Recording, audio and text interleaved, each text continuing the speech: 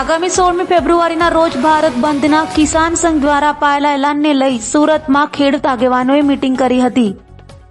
ખેડૂત અને સહકારી આગેવાન તથા માજી સંસદ સભ્ય તેમજ માજી ધારાસભ્ય પાટીદાર સમાજના આગેવાન વીરજીભાઈ ઠુમ્મર દ્વારા સુરત ખાતે સામાજિક આગેવાન, સહકારી આગેવાન, સરપંચો તથા કોંગ્રેસના આગેવાનો સાથે મુલાકાત કરી હતી અને દક્ષિણ ગુજરાતમાં સહકારી સંસ્થાઓ અને રાજકીય પરિસ્થિતિ બાબતે ચર્ચા કરવામાં આવી. તેમાં દક્ષિણ ગુજરાતમાં ખેડૂતોના પ્રાણ પ્રશ્નો બાબતે ચર્ચા કરવામાં આવી હતી. સાથે ભારતીય કિસાન યુનિયન દ્વારા આગામી 16 ફેબ્રુઆરીએ આપવામાં આવેલ ભારત બંધના એલાનને દક્ષિણ ગુજરાતમાં સફળ બનાવવા માટે પણ રણનીતિ બનાવવા બાબતે પણ ચર્ચા કરવામાં આવી.